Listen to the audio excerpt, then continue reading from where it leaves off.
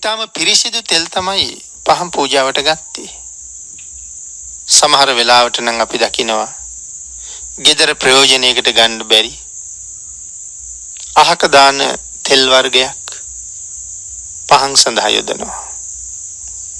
මුඩු වෙච්ච තෙල්, පරණ වුණ තෙල් ඒවා පහන් පත්තු කරන්න ගන්නවා. නමුත් පුණ්‍යවන්තයෝ, ප්‍රඥාවන්තයෝ, ශ්‍රද්ධාවන්තයෝ සුවඳ තෙලින් තමයි පහන් දැල්ලුවේ. සුවඳ තෙල් පහන් පූජාවල්. පහන් දැල්වහම පලාතම සුවඳයි.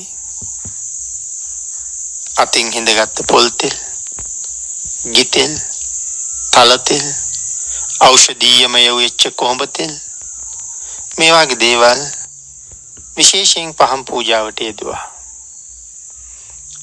මනාව පිරිසිදු පහන් දැල්ලුවා. රණින් හදපු පහන්. ඊට අමතරව තවත් නොඑක් පිරිසිදු පහන්. එහෙම කල්පනා කරලා බලහම අපේ පහන් පූජාවල් සමහරලාට කොච්චර දුප්පත්ද කියලා හිතෙනවා. සෑයක් වඳින්න ගියහම, බෝධින් වහන්සේ වඳින්න ගියහම, පොයට පන්සල් ගියහම පන්සල් තියෙන පහන් වැටවල් අපි තෙල් තිර අරගෙන යනවා.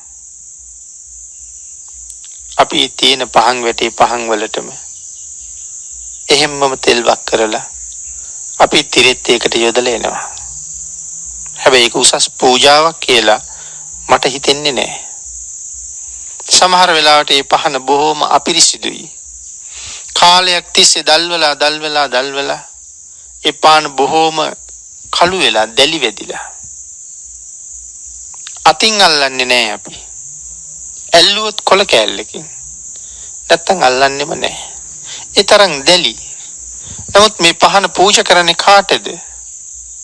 දෙවියන් බඹුන් මරුන් සහිත ලෝකේ සියලු දෙනාම අභිභවනය කළ විශ්ව ධාතුවේ ප්‍රධානියට. එහෙම හිතහම ගැළපෙනවද? සුදුසුද? වටිනවද? සමහරලාට තව කෙනෙක් දාපු පරණ තෙල් උඩට මං ගෙනියන අලුත් තෙල් දාන්න සිද්ධ වෙන්නේ. පහන් තිර දැවිලා අලු පිරිලා. පහන් එළියට ආපු නොඑක් සත්තු පිලිස්සලා පහනේ පිරිලා. ඔවුන් දෙවි දුර්ගන්ධය හමනවා. මමත් ඒටම තෙල් යොදලා දැල්වලා යනවා.